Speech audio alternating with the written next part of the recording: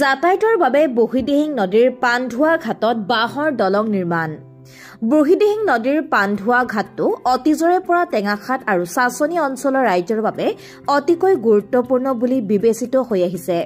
বিশেষকৈ উক্ত ঘাটটোৰ জৰিয়তে চাচনি অঞ্চলৰ ৰাইজে ব্যৱসায় বাণিজ্য, চিকিৎসা সেৱা আৰু ছাত্ৰ ছাত্ৰীসকলে শিক্ষা আহৰণৰ ক্ষেত্ৰত টেঙাখাতলৈ অহা যোৱা কৰাত বিশেষভাৱে উপকৃত হৈছে। এই ক্ষেত্ৰত চৰকাৰী নিয়ম অনুসৰি ঘাটৰ নিবিদা লাভকাৰীসকলে মেচিন চালিত নাৱেৰে যাত্ৰী কঢ়িয়াই থকাৰ পিছত সম্প্ৰতি নদীৰ পানী কমি যোৱাত নাও বালিত লাগি ধৰাত নাও চলোৱাত অসুবিধা হোৱাৰ বাবে বিগত বছৰৰ দৰে এই বছৰো বাঁহৰ দলং নিৰ্মাণ কৰি ঘাটৰ নিবিদা লাভকাৰীয়ে যাত্ৰীসকলৰ বাবে সুৰক্ষিত যাতায়াতৰ ব্যৱস্থা গ্ৰহণ কৰিছে। আমাৰ ইয়াত আচলতে কি হ'ল, টেঙাখাত আৰু চাচনিৰ সংযোগৰ এইটোৱে এটা প্ৰধান ঘাট হয়। এই ঘাটটোৰ যদি চৰকাৰৰ ফালৰ পৰা আমাৰ এনেকুৱা এখন যদি পকী দলং যদি ব্যৱস্থা কৰি দিলেহেঁতেন, তেতিয়া এই চাচনি অঞ্চলৰ বা টেঙাখাত অঞ্চলৰ মানুহখিনি বা চাবুৱা অঞ্চলৰ মানুহখিনি বা ডিব্ৰুগড়ৰ পৰা যিখিনি মানুহ আহে, আৰু দ্বিতীয় কথাটো হ'ল কি আপোনাৰ আমাৰ মেৰবিল যিটো ইক' টুৰিজিম আছে, মেৰবিল ইক' টুৰিজিমলৈ ইয়াৰ পৰা খুব নিচেই ওচৰ হয়। ওচৰ হোৱাৰ হেতুকে ইয়াত খুব এটা সুন্দৰ এটা মানে পৰিৱেশো আছে ইয়াতে।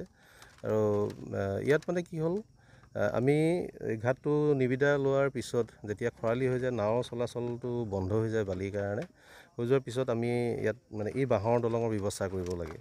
এই ব্যৱস্থাটো যদি চৰকাৰে কৰি দিলেহেঁতেন, তেতিয়া বহুত মানুহ ইয়াতে উপকৃত হ'লহেঁতেন। বেপাৰ বাণিজ্যৰ পৰা আদি কৰি বিভিন্ন ধৰণৰ চিকিৎসাৰ কাৰণে, শিক্ষা দীক্ষাৰ কাৰণে বহুত কষ্টৰে এইটো ঘাটে মানুহ অহা যোৱা কৰে।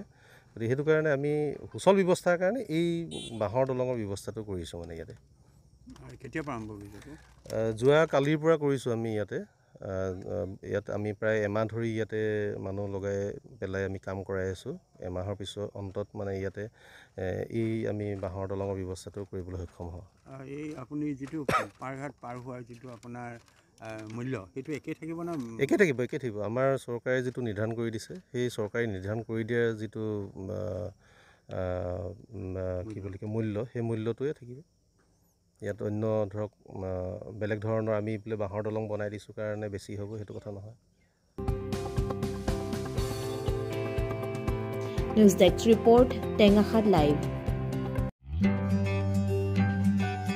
টেঙাখাতবাসীৰ বাবে এটি সুখবৰ। আপুনি বাৰু পকীঘৰ নিৰ্মাণৰ পৰিকল্পনা কৰিছে নেকি? তেন্তে চিন্তাৰ কোনো কাৰণ নাই। টেঙাখাত শইকীয়া ফেব্ৰিকেশ্যনত আহি গ'ল দীৰ্ঘস্থায়ী মামৰ প্ৰতিৰোধকাৰী আৰু ষ্টীল গ্ৰিল লগাব পৰা গেলভেনাইজ ৱাৰ আৰু খিৰিকী ফ্ৰেম। দেখাত সুন্দৰ, লগোৱাত সহজ আৰু তুলনামূলকভাৱে কম মূল্যৰ এবিধ ৱাৰ খিৰিকী ফ্ৰেম পাবলৈ আজিয়ে পদাৰ্পণ কৰক শইকীয়া ফেব্ৰিকেশ্যনত। আমাৰ ঠিকনা শইকীয়া ফেব্ৰিকেশ্যন, টেঙাখাত বজাৰ, ডাকঘৰৰ সমীপত, মেইন ৰোডৰ নিচেই কাষত। আমাৰ যোগাযোগ নম্বৰ 9954963657।